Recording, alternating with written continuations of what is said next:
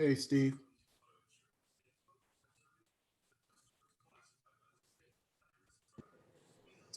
Can I test this? Can anybody hear me? It's Jen Chrysler. Yes. I can hear you. I can hear hear you. you too. Sweet. I can hear you. I'm in safe driving mode, so I can vote. But my camera's turned off. And can I test it? Can anybody hear me? It's Jen Chrysler.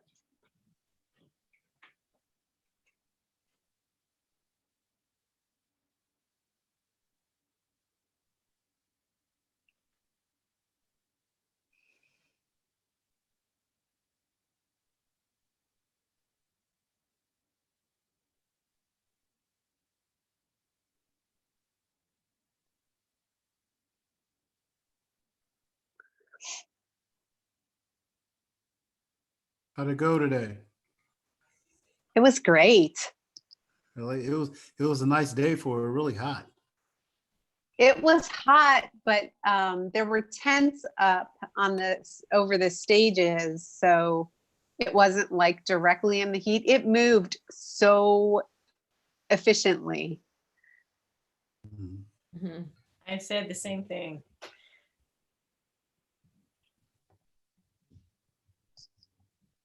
Yeah, I think families were really appreciative. Really appreciative. Yeah.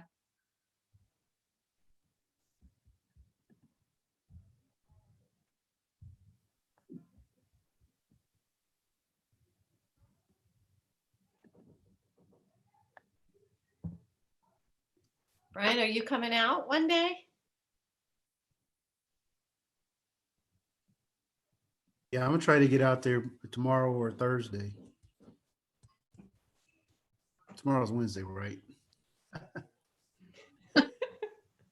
Tomorrow is Wednesday. Yeah, I was telling Steve I might have to, I don't know how long this is gonna go, but I might have to get out about 7:30, 7:40 if we're still going. Okay. Oh, is it already? It's 6:30 already. Let's see. Are all board members here? I'm here. Okay, I think we're going to go ahead and get started. Before we go into the conversation about the master facility plan, there's an item for action, some board business that will take just very little time, but I think we're going to go ahead and, if everybody's okay, we'll go ahead and get started. Do that first and get it out of the way. And hopefully by then, if there are any other master facility committee members who are joining us, that'll give them some time. And I think, Mr. Verlingo, are you there?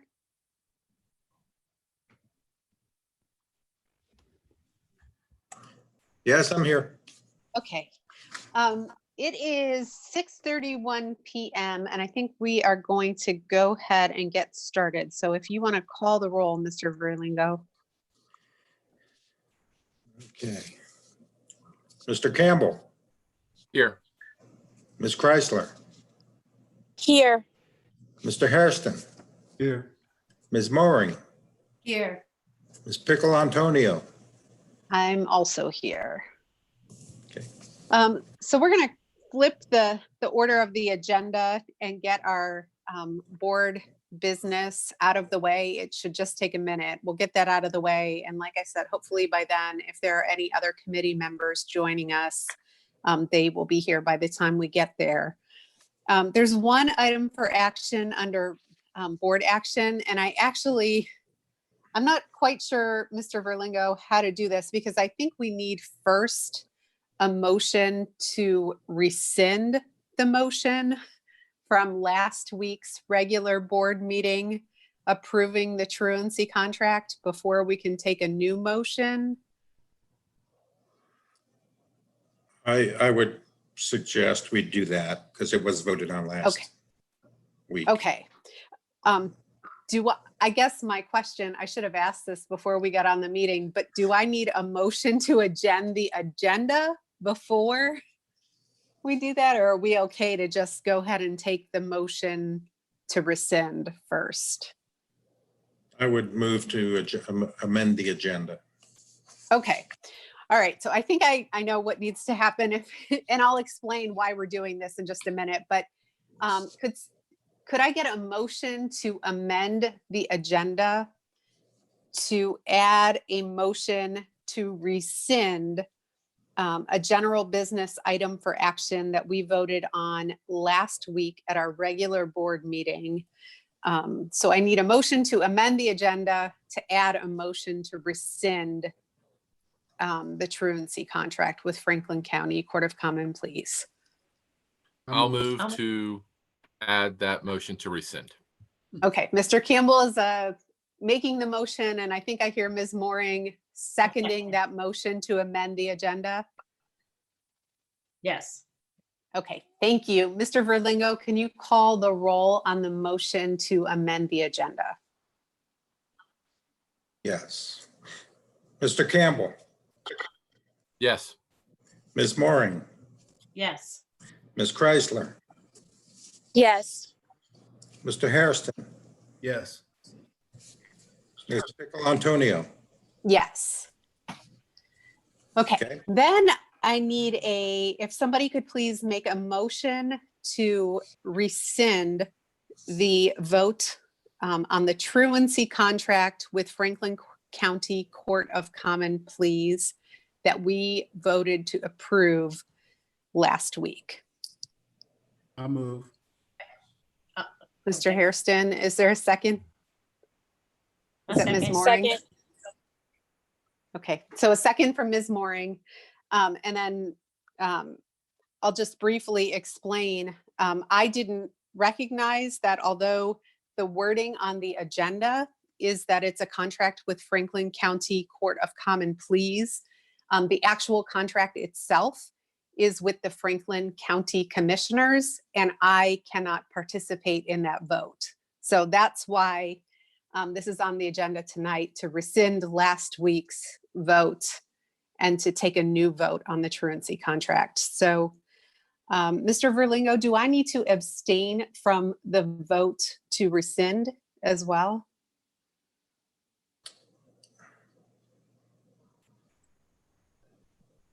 Well, to be safe. Okay, we don't need my vote anyway. So let's Right. go ahead and take a roll call on the motion to rescind. Mr. Hairston, Yes. Ms. Mooring, Yes. Mr. Campbell, Yes. Ms. Chrysler, Yes. Ms. Pickle Antonio. Abstain. And then finally, as we navigate our way through this long but short item for action, is there a motion to approve a truancy contract with the Franklin County Court of Common Pleas? So moved. Ms. Mooring, and is there a second? I'll second. Mr. Campbell. And I will just explain again, the reason that we are redoing this vote is that although the wording on the agenda said that it was a contract with the Franklin County Court of Common Pleas, it is actually a contract that is signed by the Franklin County Commissioners. And my mother is a Franklin County Commissioner, so it is a vote that I cannot participate in. Mr. Verlingo, is there any other discussion? Okay, Mr. Verlingo, can you call the roll, please? Ms. Pickle Antonio, Abstain. Mr. Campbell, Yes. Ms. Chrysler, Yes. Mr. Hairston, Yes. Ms. Mooring. Yes. Okay, Okay, thank you. And thank you everybody else who's on here for the facility conversation, for hanging in with us through that. We are now on the agenda item, which is a discussion of the master facility plan phase 2. So I will turn it over to, I think, Steve for the committee. Yes, thank you. Well, I just want to thank our board and our committee members for being here tonight. So I see David Prater's with us, Catherine Hope Cunningham, Chris Griecar, Aaron Winter, and let's see, Jessica Williams, Scott Lofton, and Jill Elliott, and Tracy Clay. So thanks for being here tonight. I'm gonna take us through a little presentation, and then committee members, feel free if you want to add to the presentation at all, or the recommendations we're making. If you want to add anything to it, please feel free to do that. I'm excited to kind of talk about the work we've been doing together. And Jeff, Colette, I'm going to go ahead and try to share the screen so that I can pull this presentation up.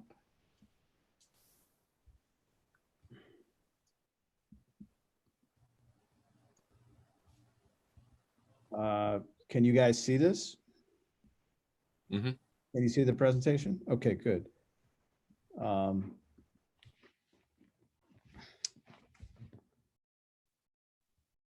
So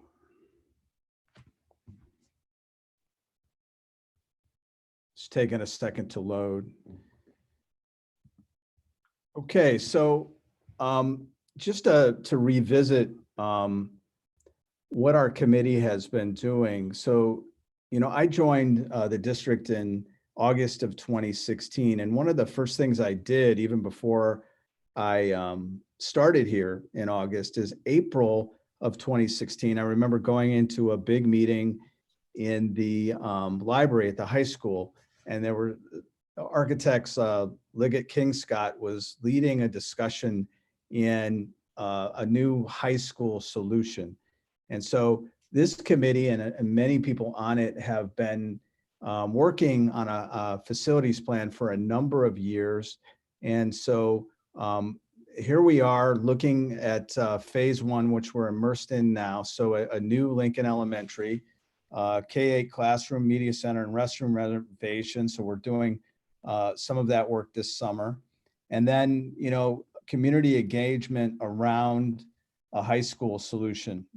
And then, one of the things we did that is so important to our work is our enrollment study. And so you can see here, we're growing in a gradual way. And it's, much of it is because of the construction that's happening in Jefferson Township. And we're accelerating in growth at the elementary and middle school level, and then later at the high school level. And if you remember, we started out, when we did the coffees, we started out with a 3-phase plan. We went and talked to folks, and they said that we really needed to, I think 8 or 10 coffees in, we listened, and the community said you really needed to kind of reduce this to a 2-phase plan. So, if you look at this slide, the second phase would be, a phase where we're dealing with the growth that's happening in Jefferson Township. So on this sheet here, the campaign sheet that we used, additions to Blacklick, High Point, all three middle schools, and then either renovation or a new high school. And so these numbers will, in the study, so 33, 34, we eclipsed 9,100 students. And then at the elementary level, in 2038, 39, we're at 4271. And so that's a big number. And this growth, while it's a forecast, we're likely to hit this and maybe more. There's no sign, even with the prospect of a downturn, that what's happening in Jefferson Township is going to be slowed down at all. We're hearing all kinds of. I heard today at the ceremonial walk, a teacher in our district just bought a house, and again, offered above asking price, no inspection. And she told me it was her 9th try at trying to buy a house. So while the economy is uncertain now, and we have sustained some budget cuts, I don't think the growth we're going to experience is uncertain at all. And so as we look at this, when we look at the growth data by level, if 125 homes are built in our district, and again, most will be in the township, we'll have a growth in K-5 of 675 students in 2038, 39. And in 6 through 8, 340, and in 9 through 12, 587. And so we'll hit 9254 at our peak enrollment, and a total of 1,600 new students. And so if you look at this slide, this captures our building capacity. And if nothing happens in phase 2 of our plan, we'll be, over capacity. We're already kind of approaching that now at the elementary level. Our redistricting to populate Middle School East, which a number of years ago only had about 450 students. It is working. Middle School South was around 640 2 years ago, and now I believe it's around 600. So it's working, but that's sort of a stopgap measure. We're going to need to do some additions to our elementary and middle schools to really prepare for our growth, and that I don't think is going to change. So here's the capacity levels in this school year. We're 116% at K-5, and next year we're going to be at 118%. It's going to slide back down a little bit, but the growth at the elementary school level is already here, and the same is true at the middle school level. What's curious about the high school, as crowded as it seems, we have enough classroom space. Clark Hall has helped a lot with that, but we're only at 91 capacity, and we have a number of years before we hit 99% capacity, and that's 25, 26.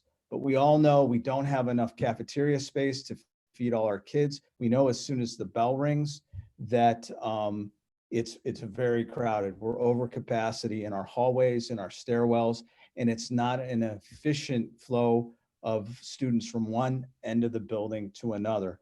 And so as a committee, we've been looking at this and trying to brainstorm and think of the most affordable ways to address this.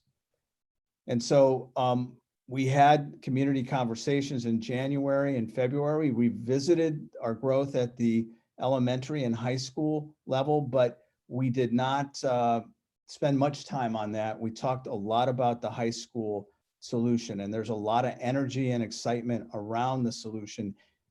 And so what I want to do here is just sort of look at the committee's recommendation for elementary school. And we'll go through middle school, and we'll finish with the high school. And so at the elementary school level, the recommendation is to add to Blacklick and High Point, providing space for an extra 225 students in each building. The buildings are very, very similar. And so new classroom spaces, extended cafeterias, more office space. And so a total addition of about 2,200 square feet, a little bit over, and 4,800 square feet of renovation at High Point. At Blacklick, an addition of 23,000 square feet and renovation of just over 4,300 square feet. And those two additions would come to a cost of just under 20 million, so 19,949,000. At the middle school level, the recommendation is to add spaces to and upgrades for an extra 175 students at each middle school. And so again, new classrooms, expanded office space, expanded special education spaces. And at East, these spaces, the additions would be 2,200 square feet and a renovation of about 8,000 square feet. At South, about 18,000, almost 19,000 square feet of additions, and then renovations of about 10,000 square feet. And at West, 20,000 square feet and renovations of about 9,500 square feet. So the costs for this are at the bottom here. So East would be about almost 11 million. So 10,914,000. South, 10,083,000. And Middle School West, 10 million and roughly 400,000. So when we think about our high school, one of the things we learned is, we see on Facebook sometimes folks talking about a second high school, but when we met with over 240 people and we got feedback about a second high school, most felt it wasn't feasible or necessary. And I think this slide really helped us as we kind of begin to talk about the high school tonight. This slide really kind of helped us put things in perspective. I think, some folks think we're in the top 5 in terms of size in Ohio, and we're one of the bigger high schools in Ohio, but we're 9th. There's a number of high schools bigger, but what's even more telling is that Olentangy Liberty, Olentangy Orange, and Dublin Kaufman are very close to us in size, as is Upper Arlington and Hilliard Davidson. So it's really, I think this was eye-opening for folks. And I think, it's the reason we walked out of those meetings feeling and thinking that, the community really wants a high school solution that is one high school and on this campus. And the data was pretty overwhelming in that regard. And so here's what the community conversations around the high school conversation kind of yielded. This is just the big ideas. And we had those flip charts that we've shown the committee. And so what we've done here is just sort of distilled those. So build one school on the current site to solve the overcrowding issue and the traffic flow issues and the safety issues and the, all kinds of upgrades that are needed. It's a very, very old building without a lot of electrical outlets and rooms. And so this is what we heard in the community conversation: safety and security enhancements, including the need to, stay on one side of the street and not cross Hamilton Road to go to Clark Hall. That came up again and again in the coffees in 2018. It also came up in these community conversations. Building a state-of-the-art campus style structure built for 21st century learning and, built to continue to provide excellence in the performing arts and athletic spaces, possibly a field house. That came up in a number of conversations. And then the community wanted us to look at renovating part of the high school because we were able to kind of tell them in these meetings that our debt limit was about 204 million. And they were concerned that we wouldn't really be able to kind of get what we needed. So what could we preserve at the high school? And we talked to our performing arts folks, for instance. They love our auditorium. They think the stage on our auditorium is the envy of every high school in Central Ohio, because there's wide wing space, there's sky space that, you know, most high schools don't have. And when you look at, you know, OFCC models for high schools, auditoriums aren't even a part of their program. You know, any school that gets OFCC funding has to kind of provide their own funding for an auditorium. And so we have considered renovation options, and we're going to talk about that in a second. And then what we heard was, you know, a voice for more vocational learning options. We know all too well that there's a lot of jobs in the trades that go unfilled. And one of the reasons the square footage price of commercial construction has skyrocketed so much, it's not so much materials, it's not so much the tariffs with China. Those are factors, but a lot of the inflation is around labor and the struggle to get people to bid on jobs. And so, for instance, I know with Lincoln Elementary, we had one, I think, electrical contractor bid on that building. And so it's hard to have a competitive pricing when there's so much work that people can pick and choose what they're going to do. And so our parents know this. They would like to see more vocational options at the high school. They also know that kids love going to our high school. They especially love 11th and 12th graders open lunch. They have a lot of freedom here, and they don't want to give that up and get on a bus necessarily and go to Eastland Fairfield. So I think those are some of the reasons we heard about vocational education. So the recommendation for the high school is to build it for an extra 600 students. It would be approximately 400,000 square feet. Obviously, it would have an auditorium, a gymnasium, and a cafeteria space, additional vocational programming, and approximately 150 or so classrooms, and then possibly a field house. The cost for this, excluding the field house, would be about 183 million. So a big price tag for a high school that big. And I think one of the things we're encountering is we've waited a long time to address building a high school solution in Gahanna. And we're doing it at a time when the commercial construction industry pricing has gone up. You know, it used to go up sort of 3% a quarter. And some members of our committee have given us this data. It's really been going up about 3% a year. It used to go up. It's really been going up about 3% a quarter as of late. And so that's what's driving the high costs to build these days. Our challenge is our debt limit. So our debt limit is 204 million, and it's not enough to build for the growth we're experiencing at all three levels. And so we deliberated over a couple things, and one of them was how much could we renovate and build new to make it a combined sort of renovation and new project. And what I'd like to do is talk to Scott. Let Scott Lofton work his way through a spreadsheet that he did with the committee to show how much we deliberated on trying to salvage part of the high school so that we could refresh it, certainly renovate it, but also not push the price tag up so much. So Scott, I can stop sharing my screen. Do you want to share yours? Yes, if you would, please.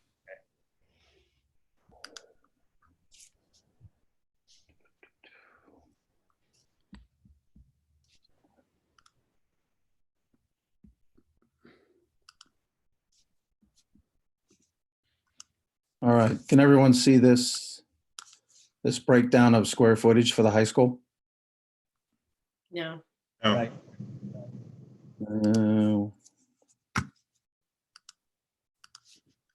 How about now? Not yet. Oh, no luck. Huh? All right, hang on.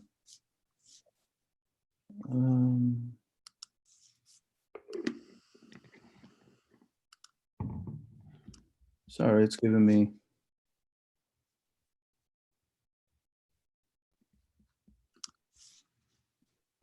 Has something to do with recording. Says it wants to leave the recording, and I don't think we want to do that, do we? Let me try it again.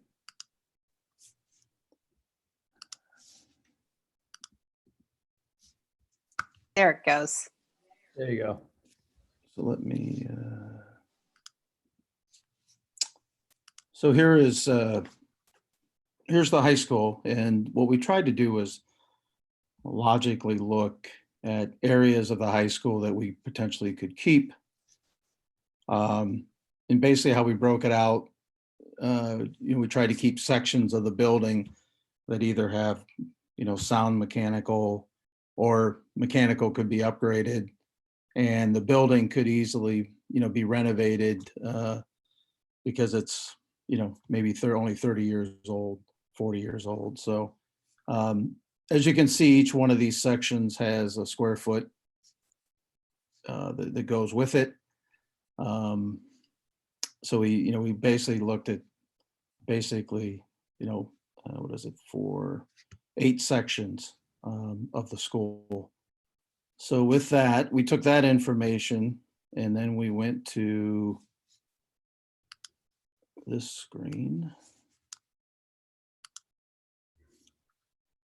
Everybody can see the spreadsheet. So with that, we basically we took the total borrowing limit that we were able to borrow. We then put $9 million as the owner's contingency. So really, it's just a number that's set aside so that if something comes up that we're not ready for, if once we start getting into a build and the ground's not, is not going to firm up enough that we can build on it, you have to do some different things. So there's some money there to help us out. So we first took that out. That gave us another budget number of 195 million. We then have the additions to East, Southwest, High Point, and Blacklick. That comes to just over 51 million.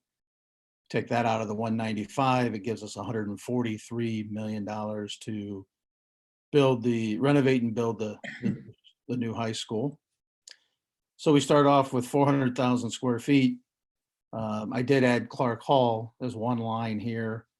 So you have the square foot, then you have areas that we would renovate. And we just we played with these numbers. We added things, we took things out. And this is probably the best rendition we came up with. So it was keeping Jefferson Hall. We would need to add stairwells to that area, enlarge the stairwells, keep the auditorium, gym, and locker room. The cafeteria, we would not be able to enlarge that. Guidance and some classrooms in the office area, library, and then keeping Clark Hall, which gives us just over 214,000 square feet. Renovation cost is $200 a square foot, which comes to 42 million, almost 43 million. We then minus out the 214 from the 400, which gives us 185,000 square feet of new. And the price we're getting right now is at $350 a square foot, which gets us 64,000. And then as we subtract that out, there's some things we'd have to demo, part of the high school and Lincoln Elementary. There's some money we put aside for program contingency as we start to work through this. And then there's soft costs that we run into, furniture, architect fees, other construction fees, which then gets us to a budget number of where we are under the 204 by 4 million. So it's basically coming to about $200 million to do all that work. it was an exercise that, you know, we kind of moved things in and out. And I think this is the closest we came to not going over the 204. So any questions?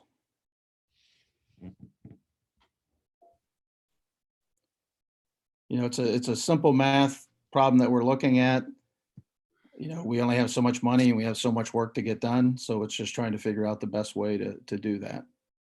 I guess I'm confused because I thought when Steve summarized the high school proposal, was not using Clark Hall.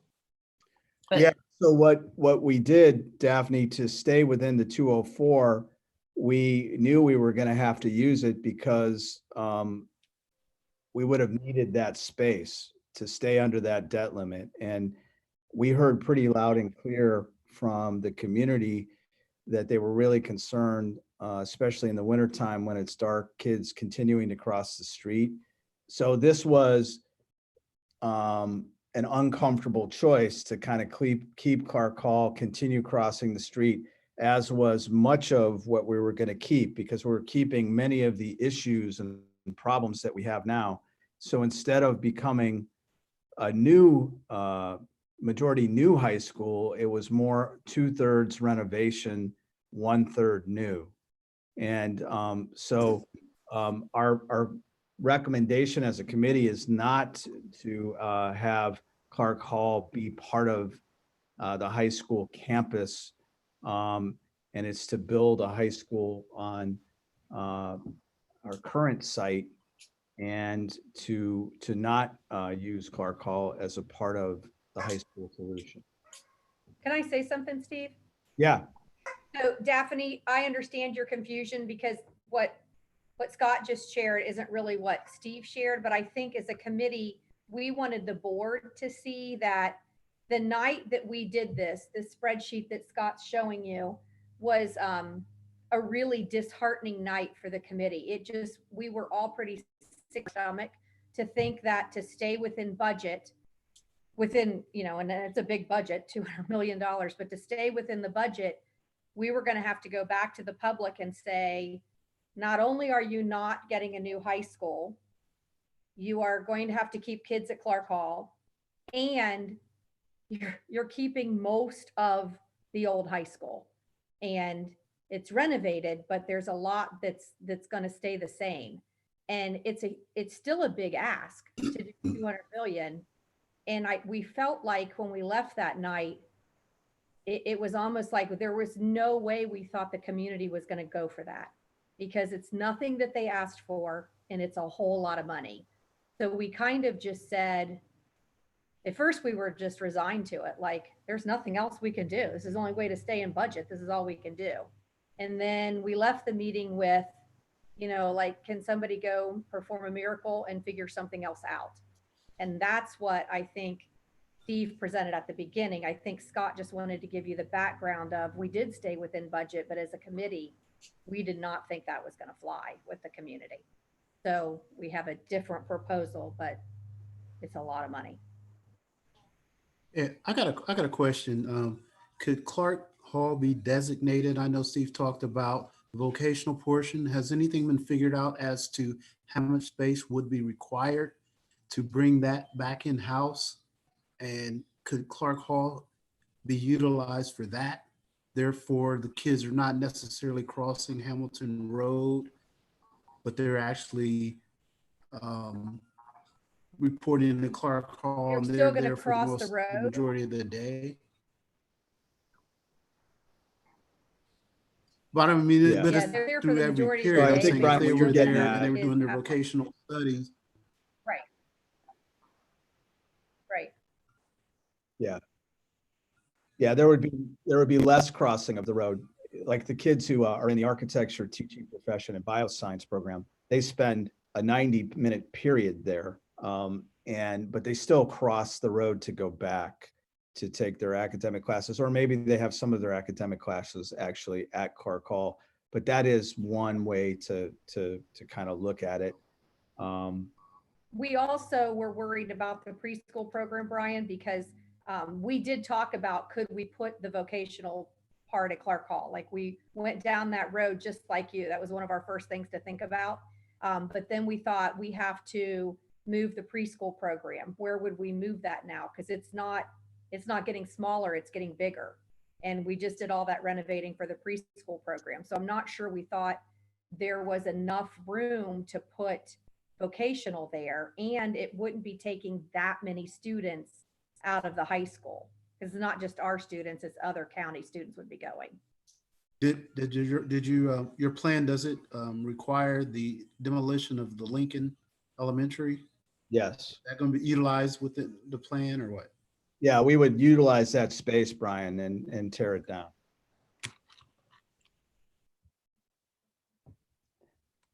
So the reason we wanted to have Scott present this is to show how we deliberated around renovation versus new.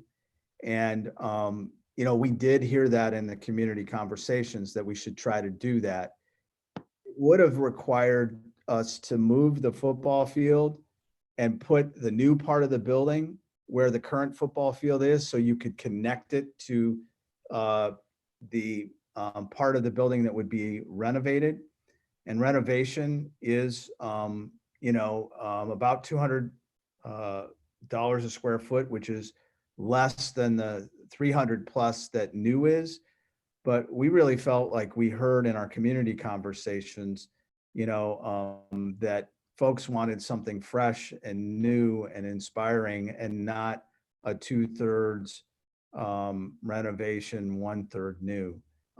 The other thing we deliberated about was, you know, because this is expensive and it's a big ask, and it's a big ask at a time that's difficult. Do we go back to the 3-phase approach and address the middle schools and elementary schools now, where the growth is hitting us more rapidly than the high school? And do we reconsider, even though we've heard over and over from the community that they want a high school solution as soon as possible, just in terms of affordability and building where the growth is now, just logic, do we revisit that? And we did have a discussion in our committee about going back to the 3-phase approach. Does anybody on the committee want to talk about that discussion?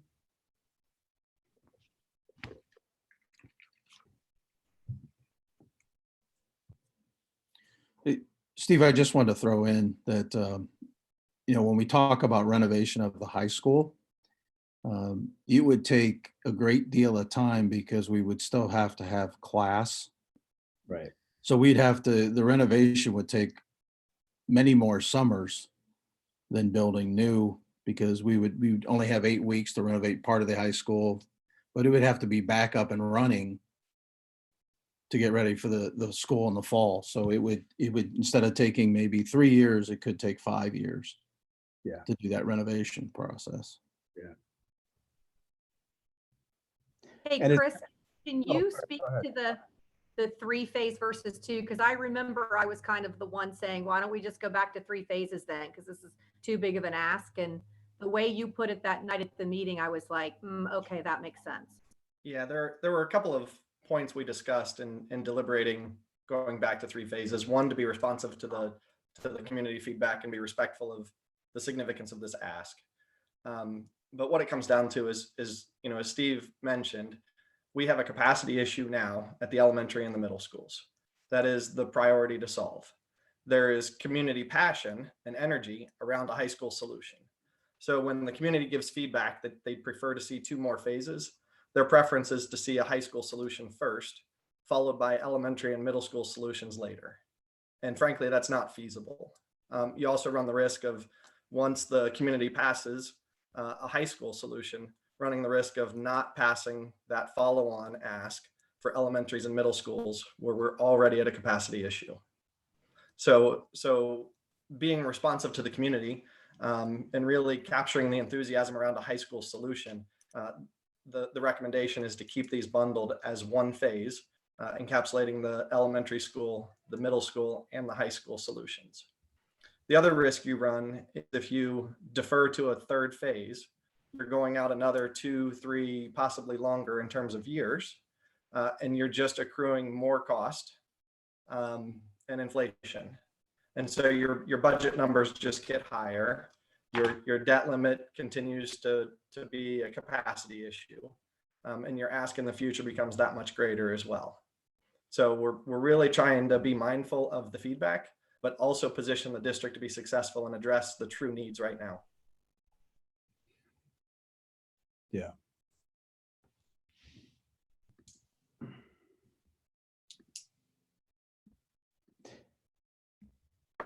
When did you guys look at anything like? No, I was saying, did you guys Sorry, look at Brian, go anything ahead. like where?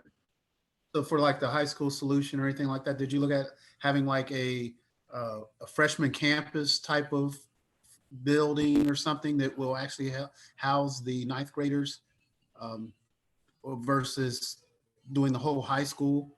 Because I would assume it would be less costly. Maybe some kind of ninth grade campus. That came up in our community discussions, Brian.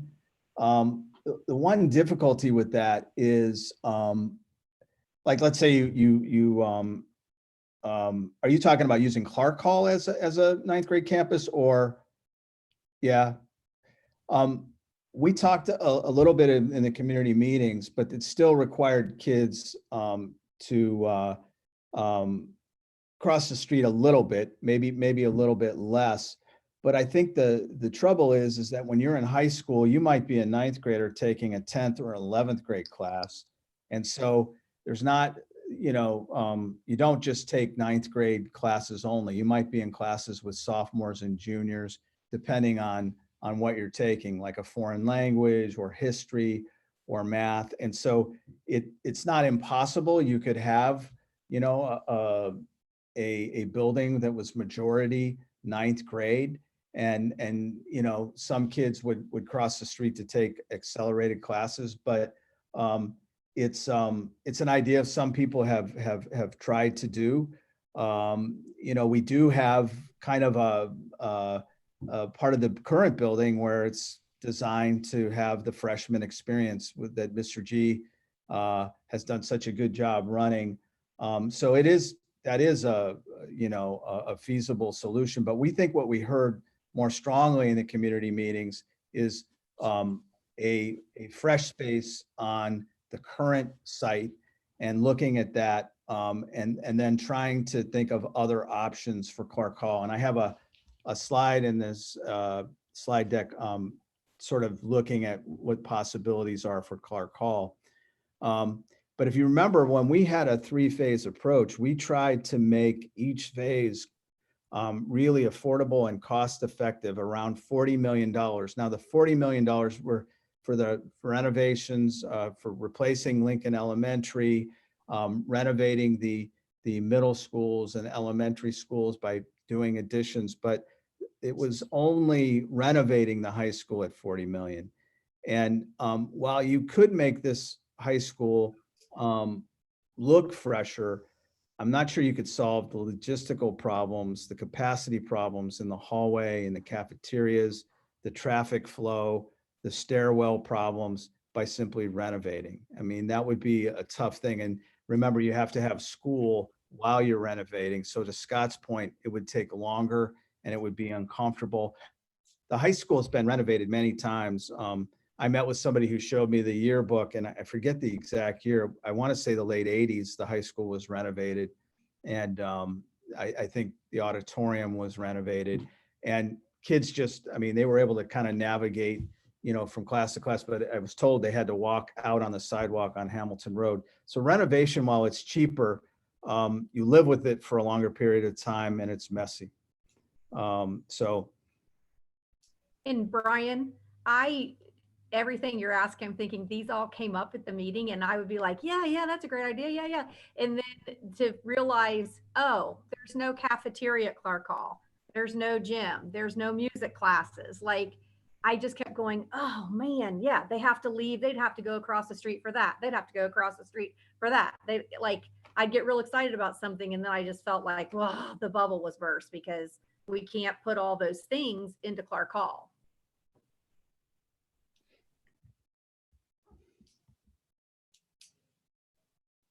Does anybody want to, any other questions? Does anybody want to add anything about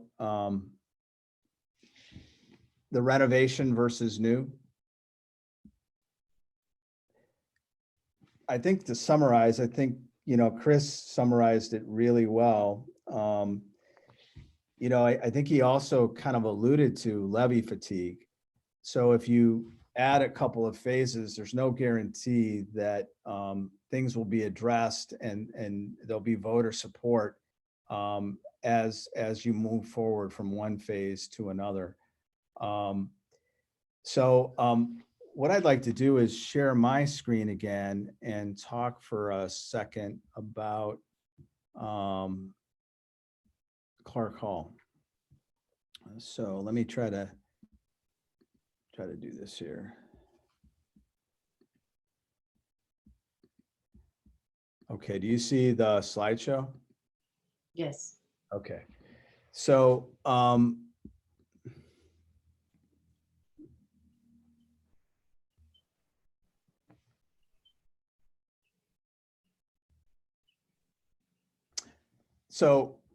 this last bullet here is what I already talked about, the three-phase approach. And we had a meeting where we deliberated over this quite a bit. Do we shift back because of the growth, as Chris mentioned, at the elementary and middle school level? And we decided that's not really where the energy in our community is. And we would, we've done a lot of community engagement around phase one and what we think people want for phase two. And it would have been sort of denying what we heard to go back to three phases. So Clark Hall is something we need to think deeply about in the community conversations. And it wasn't really, something that we spent a lot of time on.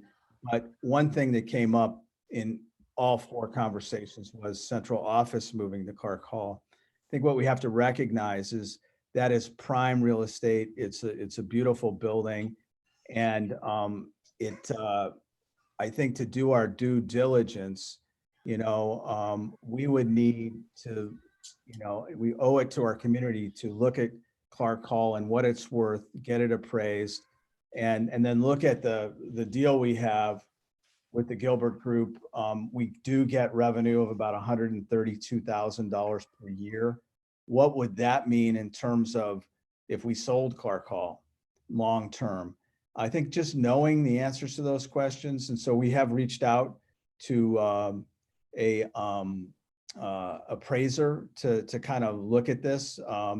And we will be trying to get that done as soon as possible. That'll be interesting information. Could it be Class A office space? Is there a demand in Gahanna for that? What is the cost? What would the sale price be? What is it worth? And so we need to kind of explore that as we look at Clark Hall. So when you look at the price tag, you can see when you add all these up, so this is a little bit bigger than the 183 you saw for a high school solution. And so we need to vet the high school solution because we may not have captured the accelerating costs. So we have 183 on the high school slide. It's probably going to be in a range between 183 and 198. We've talked to folks in the construction industry that said as high as 220.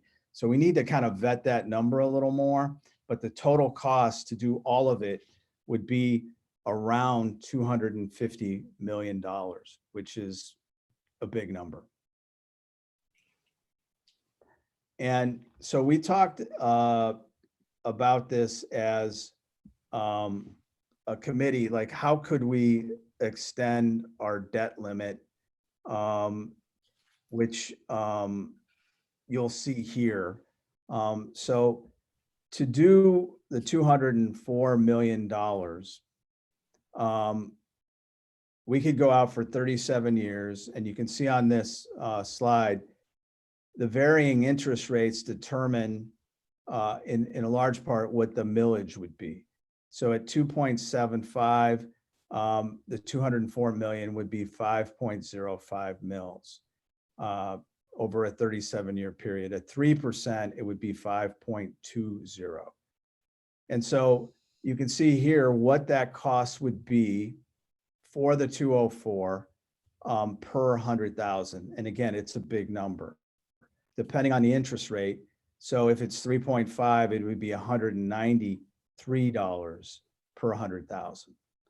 And so it's going to be for the 204 around 5 mils or just over 5 mils. So there is a mechanism to extend the operating millage and, still ask voters' permission. So when you look at this lower part of this slide, we could do a PI levy for additional millage under a mechanism called COPS, so a certificate of participation. And we could borrow for 46 million over 30 years. That's the longest you can take it out for. And, the revenue required would be 2.7 million a year. The estimated millage would be about 1.64 mils. And the extra cost, when you look at the 204 and the extra PI, it would be a $57 or so a month on a $100,000 house. So to do this whole project, you'd have to add this 57 to these numbers here, 176, 182, 187, 193, depending on what the interest rate is.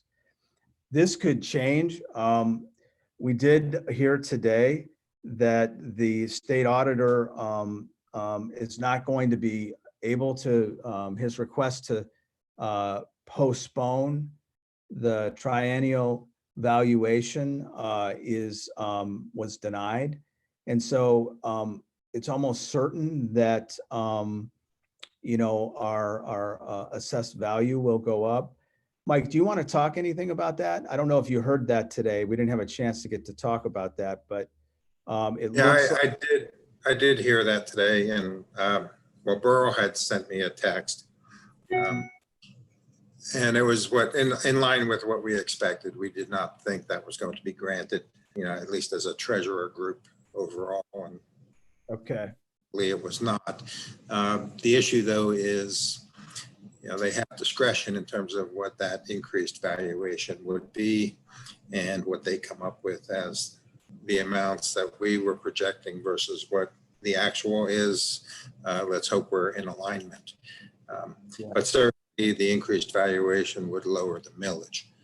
The issue we have though is that going on the ballot, we need to use current valuation to determine the millage, not the increased amount, because it's not yet set on the books. So Mike, I think if I remember correctly, you set it at a 12% increase in the forecast. Is that right? Yes. Okay. So that's another way this millage could go down a little bit, but it wouldn't be, as Mike said, captured in the ballot. So we can certainly speak to what the millage would be, based upon the projections that Baker Tilly has done, based upon the drop off in millage that we're going to see, with the decrease in our debt payments over the next several years. So there is a good message there to communicate. The only difference is that what is on the ballot is not going to be, it's going to be higher. So the community would need to have some trust that the numbers that we tell them is actually going to be collected versus what's on the ballot is legitimate. Yeah, I might have made a mistake and said these costs were monthly. It's not monthly, it's yearly. So the cost per 100,000 is 176 0.75 Annually. annually, and Yes. that 2.75 interest rate. So the good news is interest rates are pretty low right now. So there are any questions about this?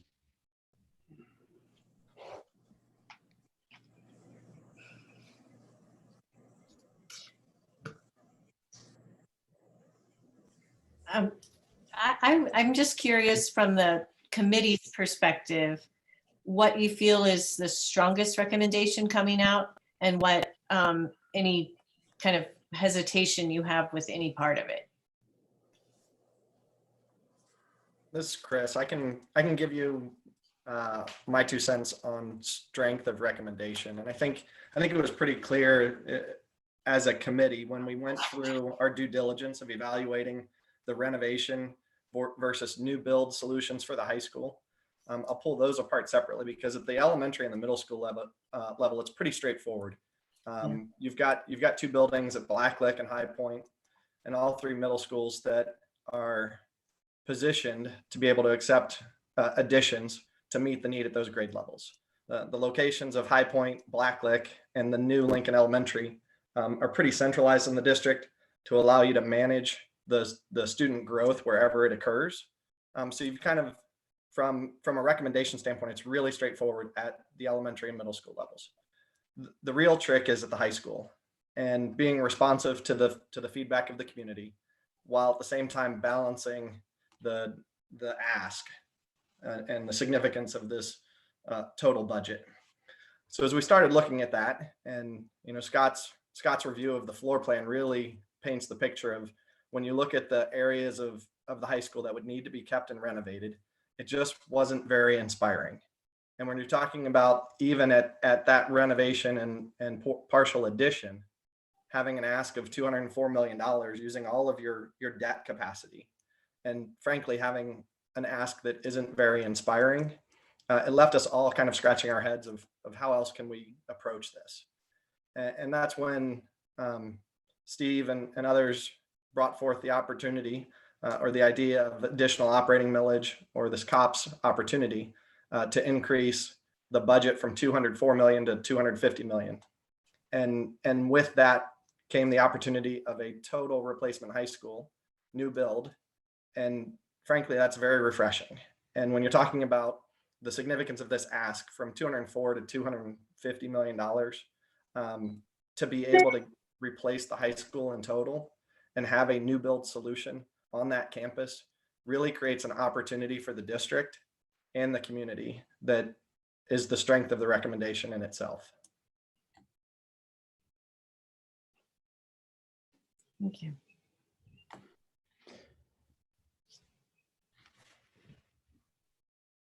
Thank you, Chris. Thanks, Chris. Anybody else? Any questions? Daphne, I think that last point that Chris made is probably what really sold me, that the difference between those 2 proposals, one that's very uninspiring that maybe a lot of people would not vote for, versus one that has the new high school, which is that's what generates excitement around any community, especially when we have a high school as old as ours. And people that go to sports around this area are constantly complaining about what these schools look like compared to our schools. We thought we'd be giving them something inspiring, but to think that the difference was 45 million seemed, I hate to say a small price to pay because this is a huge ask. So I'm not trying to pretend like, oh, that's nothing, but 45 million to be able to give this community a brand new high school and take care of our elementary and middle schools, to up it by 45 million just seemed like that was the better proposal, even though it's just probably makes everybody sick to think of going to the ballot with something that big. Our hope would just have to be that we could generate the excitement and bring that excitement back in the community over the summer and have people ready to vote for it, even in this craziness of COVID-19. Maybe we're we're not being realistic, but that's where we came to as a committee. And did you get to the point of actually deciding where that would be on the current plot? Yeah, so I can show some drawings of at the elementary and middle school level. We have some old drawings about where it might go on this site, but we're engaging with another firm to take a look at this site. We had one meeting with them, and we're going to continue to talk with them about our site, and they were excited. This is a firm that specializes in building on sites that are compact and there's not a lot of space, and they're very creative. And so we know it can fit. Like at King Scott, basically has a drawing of a 3-story building in the back part by the old where the Lincoln Elementary is. I don't know that that's a great solution because it backs up to people's backyards, and that's to have a backyard and then you have a commercial building right behind you. I'm not sure, for all kinds of reasons, people would be excited about that. But we want to engage with part of our next step would be to have some community meetings to talk with our community about our deliberations as a committee, and to have some drawings that kind of capture what we can do with our site. So I can show you some drawings if people would like to see them for our elementaries and additions to our middle schools. But the high school, I think to continue to talk about this with folks, we're going to need some drawings and some ideas that are inspiring. How do you build on a site that's compact and there's not a lot of room? And how do you do it while you're having school? And this is a firm that is really well known for that. And so at the end of the day, we have to tell that story. Can we have school? Can we build in a way that's safe and not too disruptive on the compact amount of land that we have here?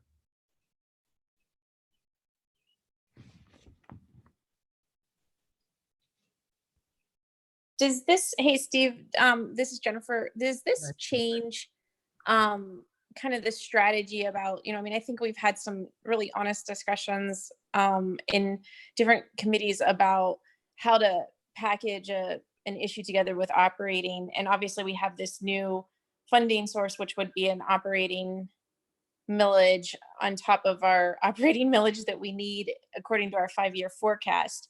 Mm-hmm. So how does that change the strategy with respect to the ask? Or is it, in your opinion, is this something that does get divided so that if the community speaks and maybe, I like the idea that I agree with everything that the committee said tonight. I think you're right. I think that while a $45 million ask is ginormous in the context of what we're talking about and based on community input, I see where you ended up in this place and it makes so much logical sense. But I also like the fact that if the community would choose not to vote for this, that we do have an option to go back to a plan B, which is a multi-step approach, right? With respect to facilities, and maybe just focus on the middle school and the elementary schools, and then come back again for the high school or whatever that case might be. But how does that impact then the strategy with respect to what this ask looks like? Yeah, so I think it says, when you look at the bottom box here, Jennifer, it says PI or additional operating millage. I think we would make this PI and we would go out, let's say we went out for the 46 million and we didn't need it all to accomplish this, we probably would. What would happen is the money left over would go into would still be there for permanent improvements, right? So I think we would have to tell this story in a really direct way. What are we going to use this PI money to extend our financing to do? And I think we would need to be very clear that it was going to be PI and then it was going to be segmented for phase 2 projects. Steve, would it also have the similar bond time horizon that it expires after 30 years? Yeah, so you see here, Daphne, the PI or operating millage and the COPS can only go 30. Oh, okay. And up here, bond can go 37. You know, with the phase 1 Lincoln Elementary and classroom renovations, we decided to go 30 years because it was a smaller project, but something this big, taking it out 37 makes more sense. But yeah, we could only do the COPS for 30. Yeah, I agree with the approach of making the bold ask. I agree with Jennifer on this one, and also a lot of what you guys have also said. You know, let's put it to the vote. Let's put it to the voters. Let's give them something that they could get excited about. And if the community doesn't get excited about it or rejects it, then we have Plan B. We have a follow-up response to that. And I think it's the same type of approach we take when it comes to the 60-day cash.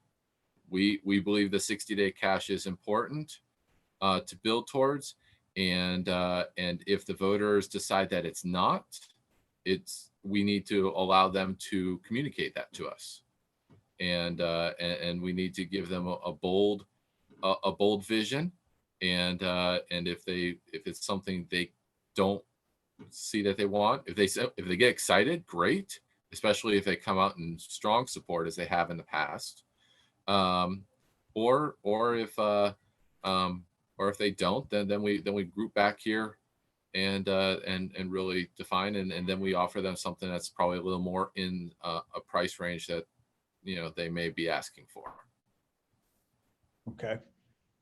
Do you think with the way that you're describing, this is Burl, sorry. Do you think with the way that you're describing it being structured, if the answer is no, do you think that we will have a clear understanding about what is being said no to? And I guess to piggyback maybe on what Jennifer was saying, I think she was asking if there was a way to structure it so that it made it clear they're saying no, not the high school, or no, not the middle and elementary schools. I mean, the way that you're talking about it being structured makes sense because of the varying approaches to financing the debt. But I guess my concern is if, and I hope the answer is yes, but if the answer is no, will we know what a plan B would look like? I think we'd have a good idea that it would be, as Jennifer suggested, a more of a phase approach, so more of a gradual approach in multiple phases. I think, though, I think we would need to find out why it was no. I mean, maybe it was no just simply because there's a lot of unemployment and it's about affordability at this time. I mean, I think we would need to survey folks, and what we've said all along, and the again and again and again.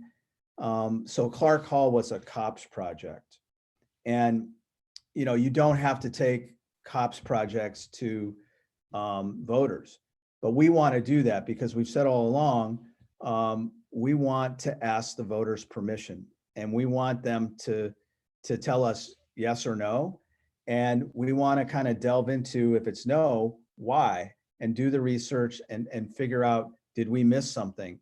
Or is it just timing? And so I think, when you look at the elementary numbers, they're accelerating, right? And so I think we would need to kind of look at elementary, because the growth at elementary and middle school is already here, right? and it's going to continue to accelerate. And so that would be the pivot point, I think. And we have lots of growth that is going to, make that need, I think, pretty compelling. It's just, I think a lot of this will be, asking people, why, if it is a no vote, why was it no? And really, I think what we owe our community at this point is a recommendation based on what we've heard. And what we do with that recommendation is we give it to them, and they either say yes or no. And then we do all the deliberative dialogue that we try to do, and ask, questions about why was it no? I mean, I think we have to have, really direct conversations and the courage to listen to folks that are telling us what their truth is. And so, what's so great about those community meetings in January and February, there was just so much energy. Now, granted, it's a small segment of our population, and we have, 35 or so thousand people in Gahanna, another 11,000 or so in the township. So to meet with 240 people and to think that you have your hand on the pulse of the community is probably not realistic. But there was a lot of energy in that room. And I've been in places where, you'll have a meeting like that and maybe you'll get 10, 15 people. We sold out all 3 nights, and the only drop in attendance was the day meeting. And that was still around 30 or 40 people. So at the end of the day, I think we have a community that is very engaged and wants to see this. I think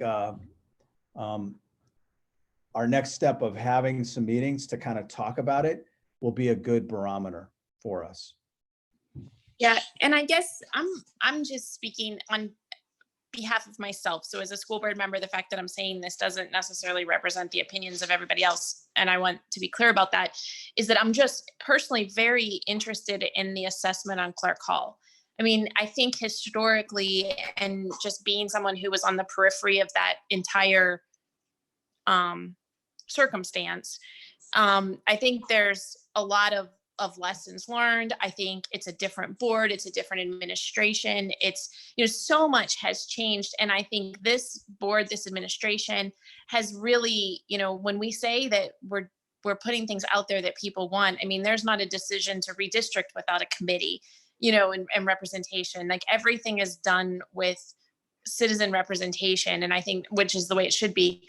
But I'm just really curious as to what the assessment on Clark Hall tells us, and what opportunities that presents the district, maybe to even say, okay, here's this ask on the one hand, but then there's this potential opportunity to sell it, or to do something with it that then makes it, number one, rights what a lot of people think might have been a wrong. And I'm not making judgment on that. I'm just stating a fact. And then number two, does that make people feel better about,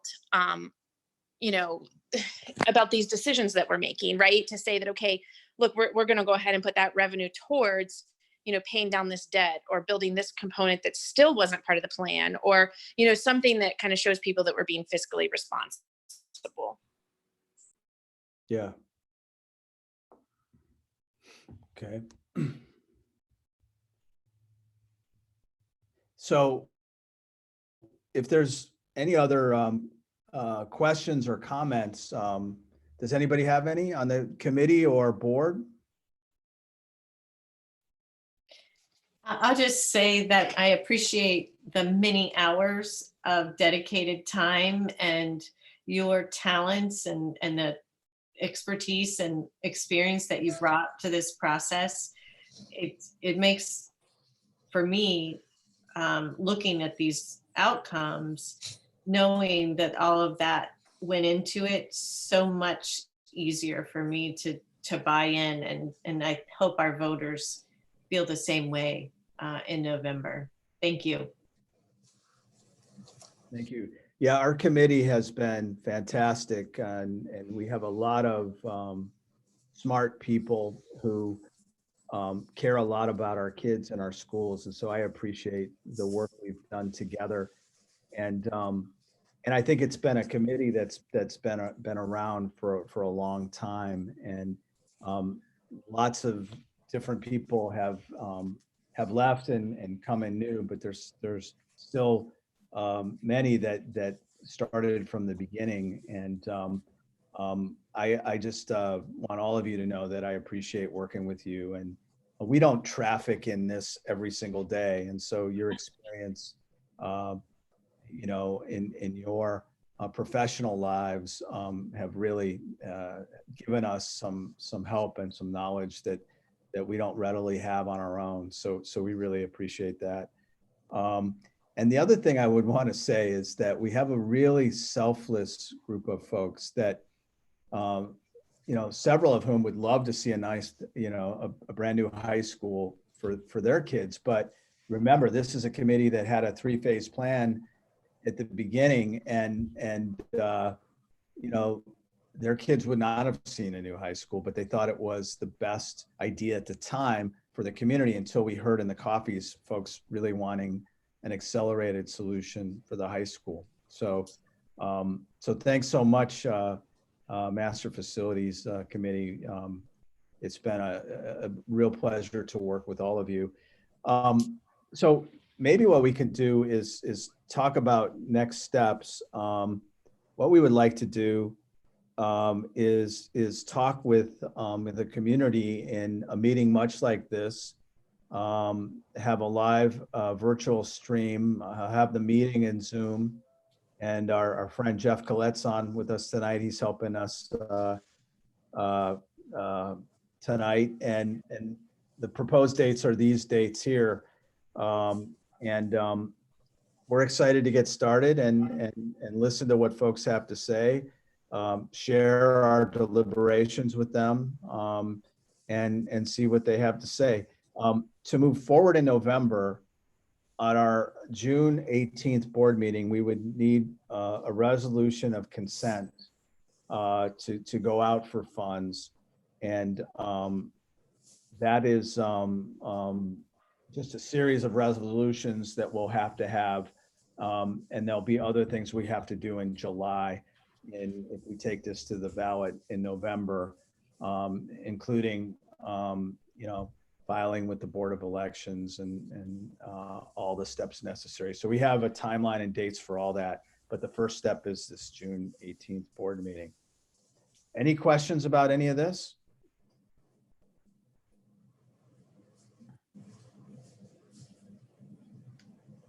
Okay.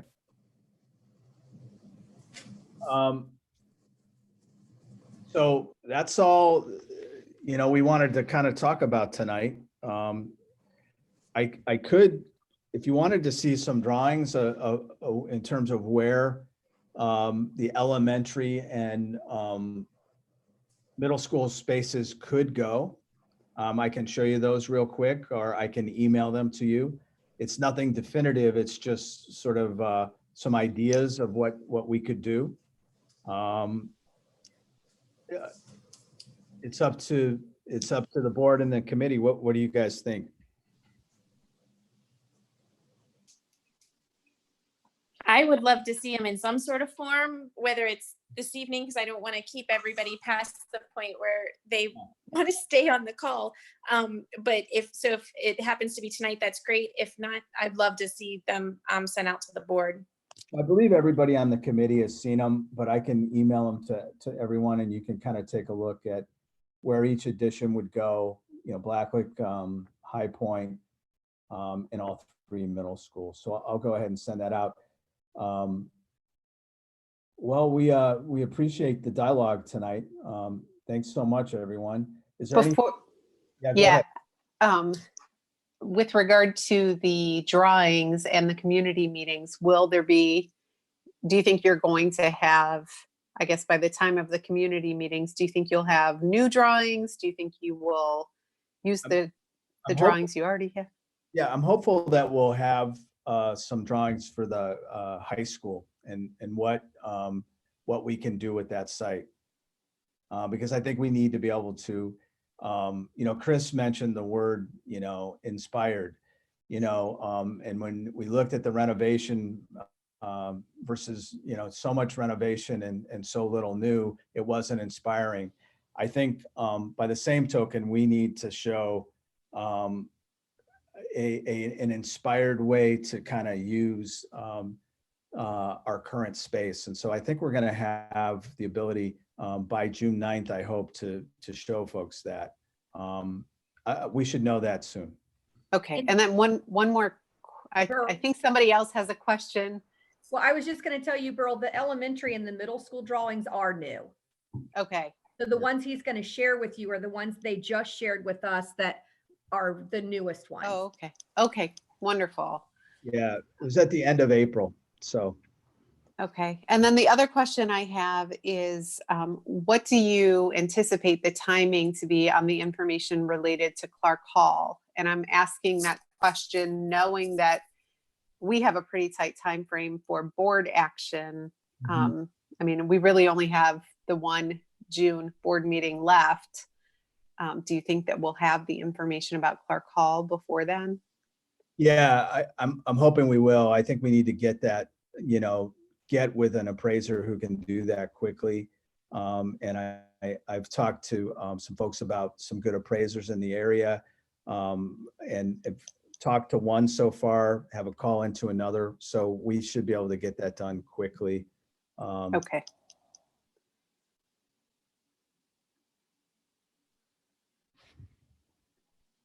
Okay. Is there anything else from you, Mr. Barrett, or from the committee at all? Committee members?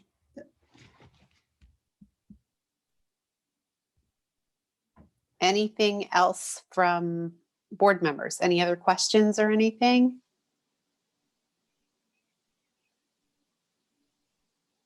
It's always sort of awkward in the virtual environment to make sure that nobody has anything else that they want to say.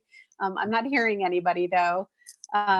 So I would reiterate, I'm not going to repeat, but I would just reiterate the thanks from Ms. Mooring and from Mr. Barrett. And I think it's a sentiment that is shared by all of the board members. We are incredibly grateful for all of the time and the willingness from the committee to spend, especially in what has been a very crazy period of time, but to spend this time and to give us share your expertise with the district. We are all very grateful for that. Is there a motion to adjourn? I'll move. Mr. Campbell, is there a second? I'll second. Ms. Mooring, any discussion about that? Okay, Mr. Verlingo, can you call the roll one more time? Ms. Mooring, Yes. Ms. Piccolo Antonio, Yes. Mr. Campbell, Yes. Ms. Chrysler, Yes. Mr. Hairston. Oh, I think maybe Mr. Hairston had, Yeah, he had to leave. he had to leave, yeah. Very, So I'm not sure, maybe Mr. Verlingo, you could find out from him what time he Time he that had was, to, yeah. yeah, but I'm not sure. But we are adjourned now at 7:54 p.m. thanks, everyone. Thank Whew. you. That was a rough one. Bye, guys. Bye. Bye.